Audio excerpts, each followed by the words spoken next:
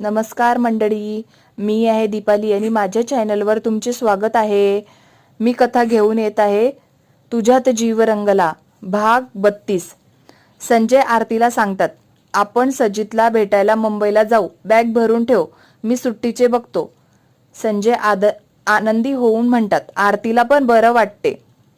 आरतीला पण खूप आनंद झाला होता. 5-6 दिवस झाले सजितला बघितलं नव्हते. त्याला वाटत होते वर्ष झालं आहे असे आरतीला वाटत होते. शेवटी आईच आहे. मुलांसोबत बोलणं झालं नाही तर मन लागत नाही. त्यानं जेवण पण केलं का विचारल्यावर तिच्या घशाखाली घात जातो. खरंच म्हणत आहे ना, आधी बोलला नाही असं कसं काय म्हणत आहे? आरती म्हणते. मला पण त्याची आठवण येत होती. माझा पण मुलगा आहे ना, संजय म्हणतात.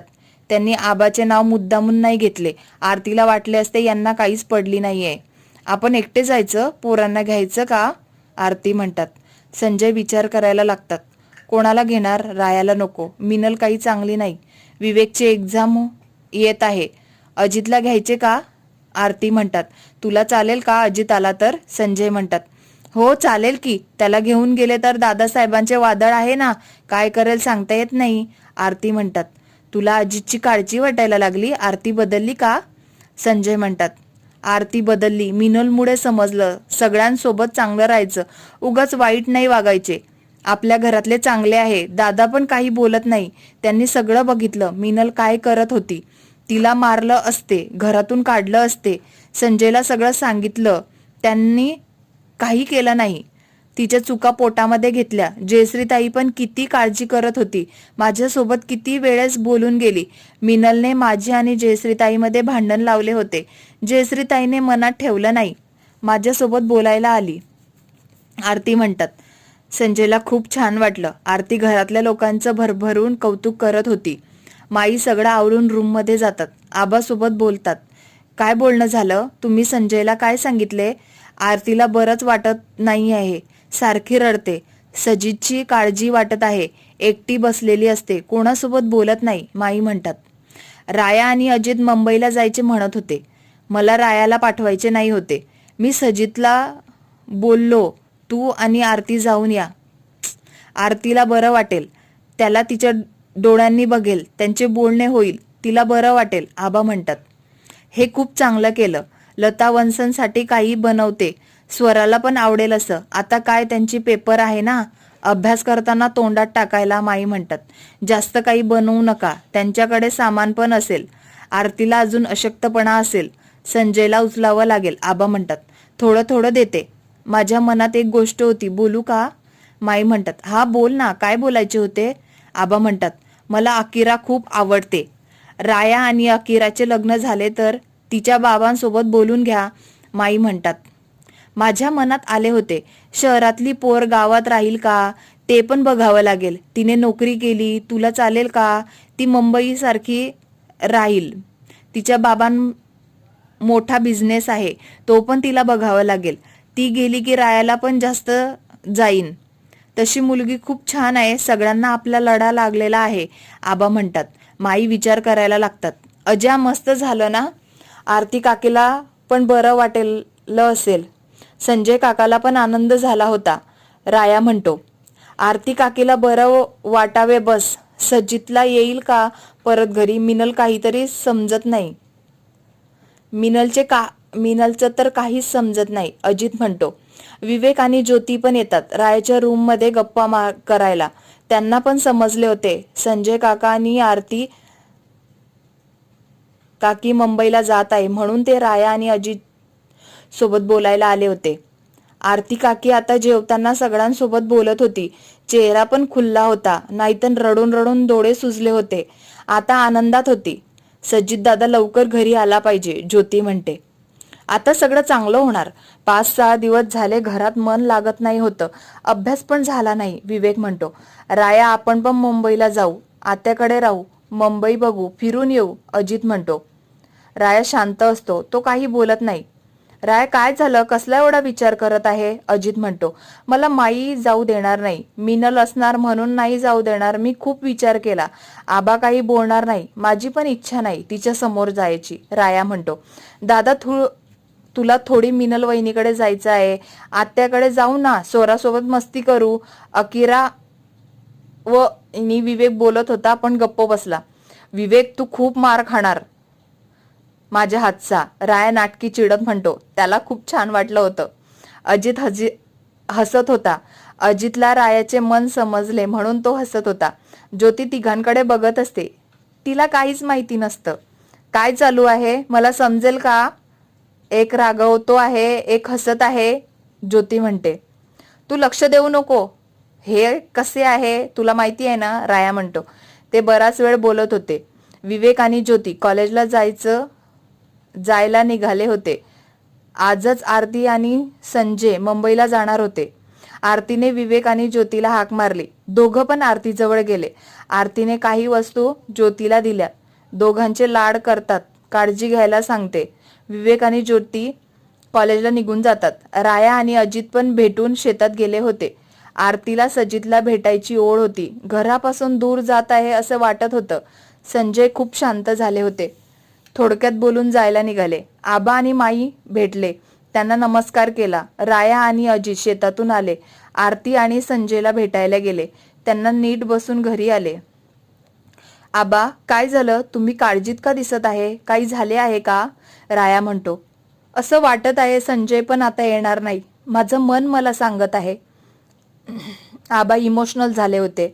आबा, काही काळजी करू नका. आपण त्यांना लवकर घरी घेऊन येऊ. नाही आली तरी सणवाराला येत जातील की. दूर राहिले तरी मनाने जवळ राहायचे. अजित म्हणतो. त्यांना पण त्यांचा मुलगा जवळ हवा आहे. त्यांच्या आनंदात आपण आनंद मानू. राया म्हणतो. पोरं बरोबर बोलत आहे. आपण पण त्यांना भेटायला जात जाऊ आठवण आली की. माई म्हणतात. तुमचं पण सगळ्यांचे बरोबर आहे. आपल्याला कामाला जा आता. आबा म्हणतात. काळजी करू नका आबा, सगळं व्यवस्थित होईल. आपल्यातली एक की कधीच तुटणार नाही. राया म्हणतो. राया आणि अजित शेतात निघून जातात. विवेक, ज्योती, टिया बसले होते. त्यांचे लेक्चर ऑफ होते. विवेक आणि टियाचे आखो ही आखो में चालू होतं. ज्योती हातातली बांगडी बघत होती. खूप सुंदर होती. आरतीने दिली होती. ज्योती केव्हापासून काहीच बोलत नाही म्हणून दोघं पण तिच्याकडे बघतात. ज्योती रडत असते. ज्योती, काय झालं? का रडत आहे? तिचे डोळे पुसत म्हणतो. विवेक तिला जवळ घेतो. असं वाटत आहे आता आरती काकी आणि संजय काका पण घरी येणार नाही. सजित दादा तर गेलाच. ज्योती रडत म्हणते. टिया ज्योतीकडे जाते. ज्योतीला मिठी मारते. वेडी आहे का तू? त्यांना भेटायला जायचं ना, मधून घरी येतील. आता फोन आहे, त्यांना कॉल करायचा आठवण आली की. टिया म्हणते. तेव्हा कुठं ज्योती तिचं रडणं थांबवते. थोडं खाऊन घे, आपल्याला लेक्चरला जायचं आहे. टिया म्हणते. खाऊन झाल्यावर ज्योती आणि टिया लेक्चरला जातात. विवेकला लेक्चर नव्हते, तो लायब्ररीमध्ये जातो. राया आणि अजित शेतात काम करत असतात. 2-3 माणसं दिसतात. शेताच्या आजूबाजूला बघत असतात. अजित धावत जातो. काय झाले? काही काम होतं का? अजित विचारतो. आम्हाला हे शेत खूप आवडलं आहे. आम्हाला विकत देता का? त्या माणसांमधून एक माणूस बोलतो. आम्हाला विकायचं नाही, शेत आमच्या आईसारखं आहे. राया म्हणतो. तो पण अजितच्या मागे आलेला असतो. तुम्हाला जेवढे पैसे पाहिजे तेवढे देईल. मला हे शेत खूप आवडलं आहे, तो माणूस म्हणतो. दादा, आम्हाला विकायचं नाही आहे. राया परत शांततेत म्हणतो. तुमचा फायदा आहे, एकदा पैसे मिळतील मजाच मजा करता येईल, तो माणूस म्हणतो. दादा, तुम्हाला एकदा सांगितलेलं समजत नाही का? आम्हाला शेत नाही विकायचे आहे, राया म्हणतो. राया कशाला त्यांच्या नादाला लागत आहे? चल इथून. शेत बघून त्यांचं काय होणार आहे? त्याला आपण विकणारच नाही आहे, अजित म्हणतो. ते माणसं निघून जातात. राया आणि अजित शेतामध्ये येतात. काय माणसं असतात ना, नाही म्हणत होतो तरी आम्हाला हवं आहे असं म्हणत होते. आबांना सांगायलाच पाहिजे, काहीतरी वाईट होईल असं वाटत आहे. राया म्हणतो. अशा लोकांना काय घाबरतो? आबासोबत बोलून घेऊ, ते काहीतरी मार्ग काढतील. अजित म्हणतो. आता घरी जाऊ, असं पण काम होणार नाही, राया म्हणतो. त्या माणसाने बाजूला जाऊन कोणाला तरी कॉल केला होता. हॅलो सर, ते शेत विकायला नाही म्हणतात. माझ्या आईसारखं शेत आहे असं म्हणत आहे, तो माणूस म्हणतो. तू त्यांना पैशांची जास्त अशी ऑफर दिली नाही का? मजेमध्ये राहणार असे सांगितले ना, तो पलीकडचा माणूस म्हणतो, हो सर, मी बोललो त्यांना मजा करा तरी नाही बोलले, राग आला नाही, शांततेत बोलत होते. तो माणूस म्हणतो, उद्या एकदा बोलून बघा. तो पलीकडून माणूस म्हणतो आणि कॉल कट करतो. मी विचार केला तसाच असेल का राया? साधा भोळा, मातीसोबत प्रेम, शेताला आई म्हणणारा.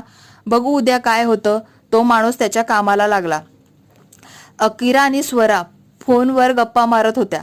स्वराने अभ्यासाचे विचारायला कॉल केला होता. ते राहिलं बाजूला, दुसरं बोलत बसली होती. स्वरा, अभ्यास झाला का? मस्त गप्पा मारत बसली आहे. कशासाठी कॉल केला होता? काही बोलली नाही, दुसरंच बोलत आहे. अकिरा रागात म्हणते. ती अभ्यास करत होती. स्वराने कशासाठी कॉल केला ते सांगितलेच नाही.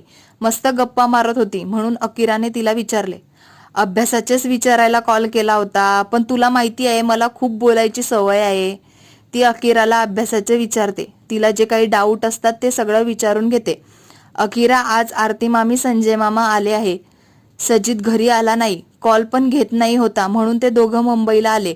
मामीची तब्येत खरंच खूप खराब झाली आहे, स्वरा म्हणते. खूप मस्त झाले, ते दोघं मुंबईला आले. त्यांना पण सजितला जवळ बघता येईल, बोलता येईल. उद्या येते मी त्यांना भेटायला, अकिरा म्हणते.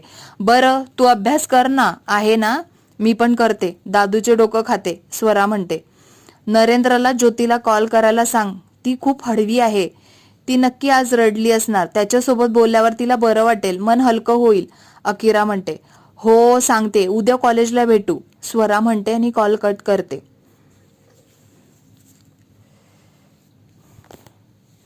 कथा आवडत असेल तर लाईक करा, कमेंट करा, शेअर करा. पुढील भाग ऐकायचा असेल तर सबस्क्राईब करा. मला सपोर्ट करा. धन्यवाद.